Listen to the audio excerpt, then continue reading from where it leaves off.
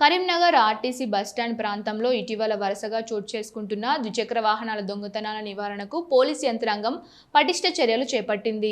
ఈ మేరకు దొంగతనాలు తావు లేకుండా ఉండేలా బస్టాండ్ పరిసర ప్రాంతాల్లో అత్యాధునిక సీసీ కెమెరాలను ఏర్పాటు చేసేందుకు స్థలాలను గుర్తించారు.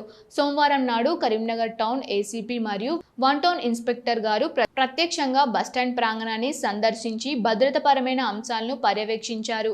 వాహనాల పార్కింగ్ ప్రదేశాలు, ప్రవేశ మరియు నిష్క్రమణ మార్గాలను క్షుణ్ణంగా పరిశీలించారు. కెమెరాల అమర్చాల్సిన పాయింట్లను గుర్తించారు.